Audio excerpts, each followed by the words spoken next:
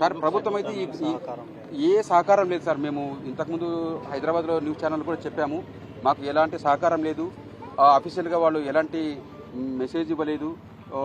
Hospital ఖర్చులు కానీ hospital విషయం కానీ మేమున్నాము నీకు అని చెప్పి ఇక్కడ లోకల్ ఎమ్మెల్యే గారు ఫోన్ చేశారు ఒకసారి. సార్ మేమున్నాము, ప్రభుత్వం మీ వెంట ఉంటుంది, మీరేం బాధపడకండి, మీరు ఇలా బాధపడుతున్నారు, చాలా బాధ అనిపిస్తుంది, మీకు ప్రభుత్వం మీతో పాటు ఉంటుంది, మీకు సహాయం చేస్తుందని చెప్పారే కానీ ఇంతవరకు ఇలాంటి సహాయం లేదు. ఎవరి నుంచి ఒక మెసేజ్ లేదు, ఎవరి నుంచి ఒక ఫోను లేదు. అంటే ప్రభుత్వం తరఫున ఆయన ఒకసారి ఒక కాల్ చేశారు అంతే. నిన్న చేశారు సార్, నిన్నే చేశారు సార్. అదే అనుమానంతో మేము ఈ రోజు క్లియర్ చేసుకుందామని వచ్చాం సార్. కొన్ని అలాంటి అనుమానాలు ఉండి ఇక్కడ ఏమైనా ఇన్ఫ్లుయెన్స్ పని చేస్తుందా ఏంటి పొలిటికల్ గా, ఎందుకంటే తప్పు చేసిన వాడు తప్పించుకోవాలనే ప్రయత్నం ఖచ్చితంగా చేస్తాడు, అది మానవ సహజం.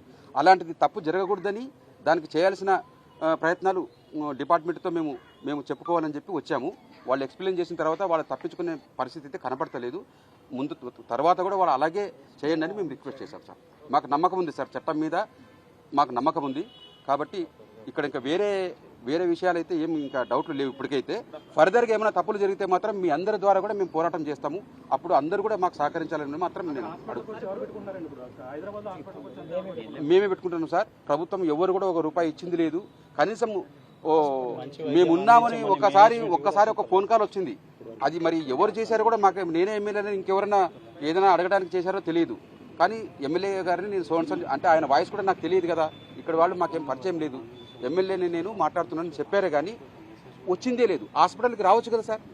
సార్ ఈ ఇంతమంది మీడియా ముందు నేను అడుగుతున్నాను సార్ ఈ ప్రభుత్వాన్ని. చంద్రబాబు నాయుడు గారు, మీకు ఆడపిల్లలు లేరా? మీకు కూతురు లేరా? చెల్లెండ్లు అక్కలు మీకు లేరా? మీకు అసలు ఆడపిల్లల ప్రాణము పోతుందంటే ఏం సార్? ఒక్కసారి హాస్పిటల్గా మీరు అక్కడే వారం వస్తారుగా హైదరాబాద్కి, ఒక పూట వచ్చి పలకరించలేరా, పరామర్శించలేరా? పవన్ కళ్యాణ్ గారు మీరు ఉప ముఖ్యమంత్రిగా ఉండి మీకు ఎంతో మంచి పేరుంది. ఇలాంటి బాధల్ని వింటే మీరు తట్టుకోలేరు. మీరు కూడా ఒక ఫోన్ లేదు, ఒక విజిట్ లేదు. ఏం సార్ ఇది? మీరు స్పందించాలి కదా సార్. ఇంత న్యూస్ స్టేట్ మొత్తం ఇంత మారు మోగిపోతుంది, ఇంత దారుణం జరిగింది, అమ్మాయిని ఇంత అన్యాయంగా చంపారని చెప్పి విన్న తర్వాత కూడా మీరు ఒక ఫోన్ చేయలేదు. ప్రభుత్వం నుంచి ఏ స్పందన లేదు. ఎడ్యుకేషన్ మినిస్టర్ గారు లోకేష్ గారు, మీరు కూడా ఎన్నో విషయాల్లో మీరు సహాయకంగా ఉంటారు, ప్రజల కష్టాలను అర్థం చేసుకుంటారు. మరి మా పట్ల ఈ మెడికల్ విద్యార్థిని తన అందమైన జీవితం కళ్ళ ముందు ఇక మేము చూడబోతున్నప్పుడు మా అందమైన కళల సౌధం మా తల్లిదండ్రుల కళ్ళెదుటే కూలిపోతే మా కడుపు కోత ఎంత ఉందో మీకు అర్థం కాలేదా సార్? మీరు స్పందించండి సార్, మీరు రాండి సార్, మా బాధను అర్థం చేసుకోండి సార్. ఇలా హిట్ ఇచ్చి చంపేసి తిరిగొచ్చా సార్ సమాజంలో? బాగుందా సార్? మీకు మీ చట్టాలు కరెక్ట్గా పనిచేస్తున్నాయండి? ఇలా చేయొచ్చా అందరూ? మహిళా హోమ్ మినిస్టర్ గారు, అమ్మ మీరు కూడా ఆడపిల్లే, మాకు అమ్మలాంటి వారు, మీకు చెల్లెళ్ళు లేరా, కూతుళ్ళు లేరా? ఆడపిల్లలంటే మీకు దయ లేదా? అమ్మాయి ఏంటి ఒక డాక్టరు, వీళ్ళ పట్లనే ఇంత మీడియా ద్వారా ఇంత న్యూస్ వస్తుంటే కూడా మీరు చూడలేదా? మీ మనసు కదలలేదా? ఏంటండి ఇది?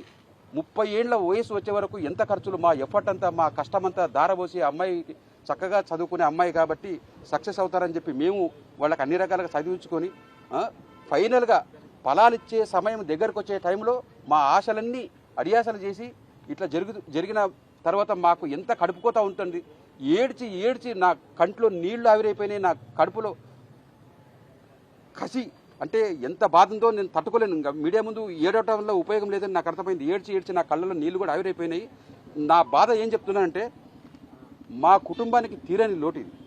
మా పెద్ద కుటుంబమే మాది. మా కుటుంబంలో మొట్టమొదటి డాక్టర్ ఈమె. గొప్ప పేరు వస్తుంది. మా కుటుంబం తరపున ఒకరు డాక్టర్ తయారవుతారు.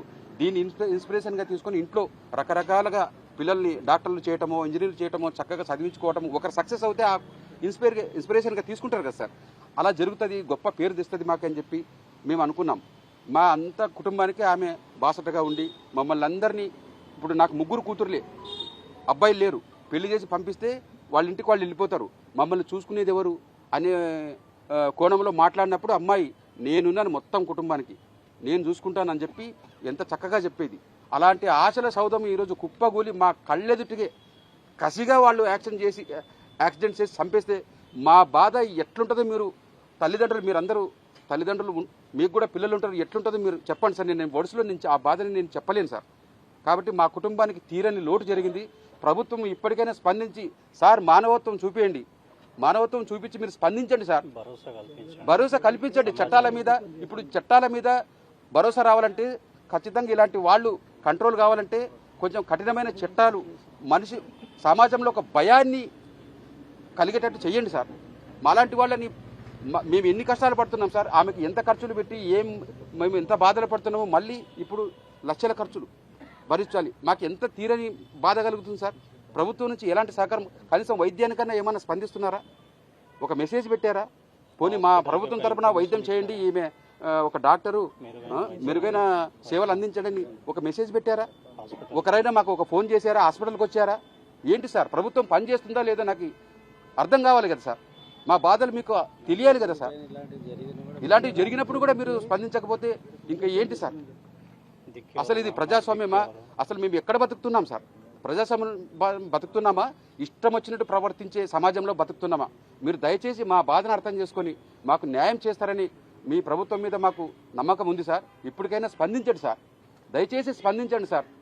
సంబంధిత అధికారులు అందరూ కూడా మాకు న్యాయం జరిగేటట్టుగా స్పందించడం అని నేను మరీ కోరుకుంటున్నాను సార్.